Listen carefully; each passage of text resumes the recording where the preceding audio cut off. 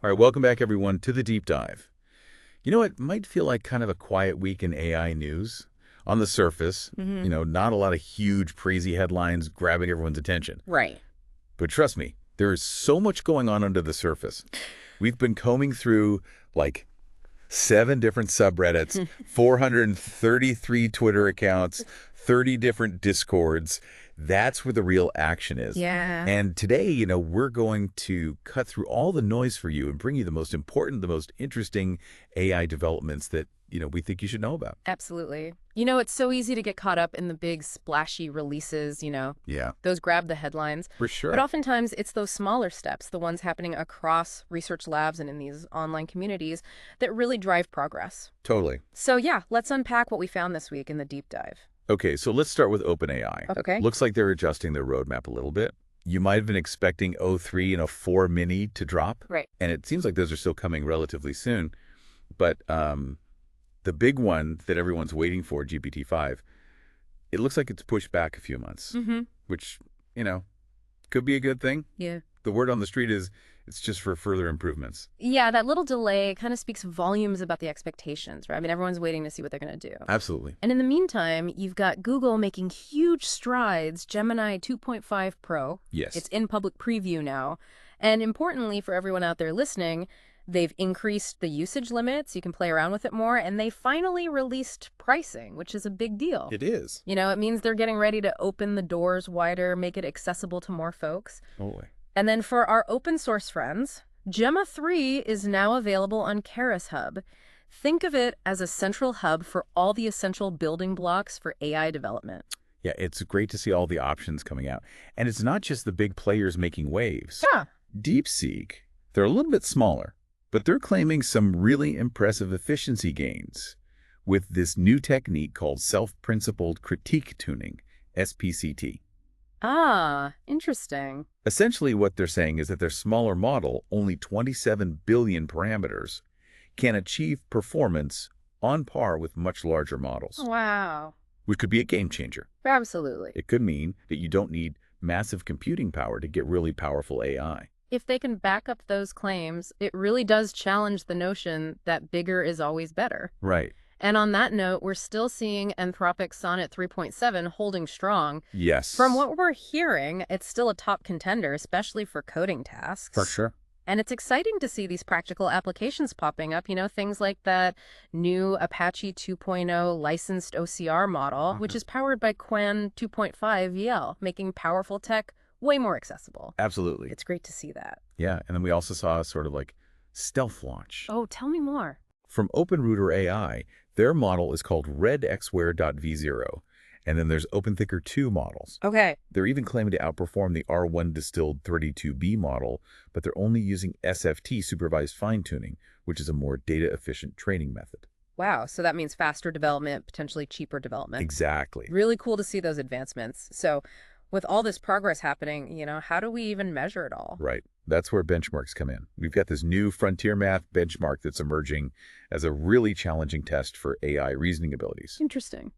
It'll be interesting to see how different models stack up against it. And then, remember DeepSeek and their focus on efficiency. Right. They've been doing some research on inference scaling, which basically looks at how well models actually perform once they've been trained. Okay. And their findings suggest that their Gemma 2 27B model matches the performance of R1. So again, pointing to the idea that smaller models can be just as powerful. Fast. And we've even got GPT-4o's image generation capabilities being benchmarked now using GPT-Im and GVAL. So we're starting to get a better sense of how these models compare visually. Really cool. And it's not just about comparing the outputs. We're also seeing some really interesting research into the inner workings of these models. Oh, yeah. Apparently, there's something called the attention sink phenomenon that happens in large language models. The attention sink phenomena, what is that? Think of it like this. You're trying to remember everything from a super long conversation, okay? Yeah. It's likely that the details from the beginning, they might start to fade as you try to take in more and more information. That makes sense. And that's kind of what happens in these LLMs. The earlier information can get lost in the noise. Oh, so how do they address that? Well, what's really interesting is that this attention sink phenomenon, it's actually driving renewed interest in different types of models. Like what?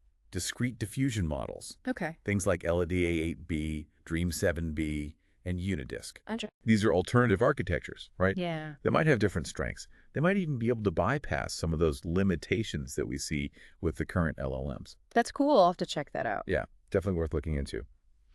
So let's shift gears a little bit and talk about some of the practical applications that are emerging. Microsoft, they're really pushing the boundaries with GitHub Copilot. Right. The advancements they made in agent mode and MCP support, it's making it such a powerful tool for developers. It's like having AI integrated right into their coding workflow. It really boosts their productivity. And it's not just the big platforms, right? We've got tools coming out for more niche areas as well. Absolutely. PyTorch released this new tool for visualizing matrices, which might sound a little technical, Yeah. but it's super helpful for researchers who are trying to understand the inner workings of their models. Totally.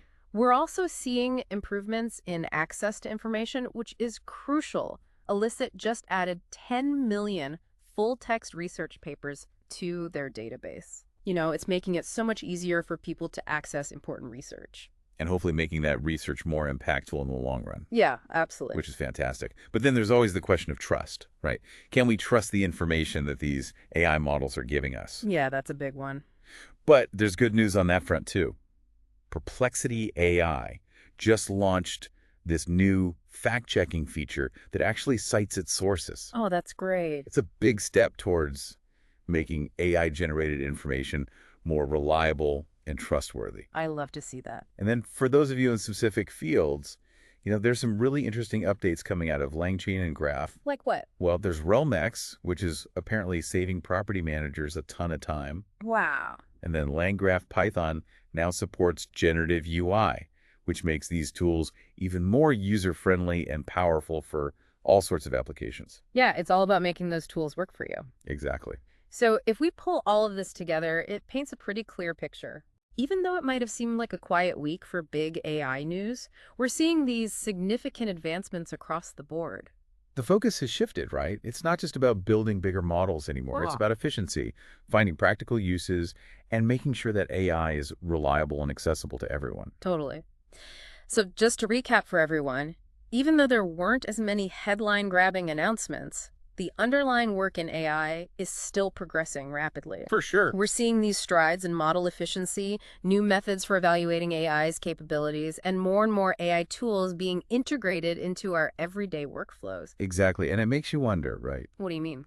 Well, with these smaller AI models becoming so capable, and with all these new ways to evaluate AI popping up, what does it all mean for the future? That's a great question. What kind of unexpected breakthroughs in efficiency and evaluation might we see, even in the near future?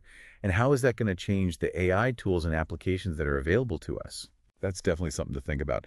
And we will, of course, keep tracking all of these trends. Absolutely. And we'll bring you the most important insights, like we always do, in our next deep dive. Thanks for tuning in. See ya.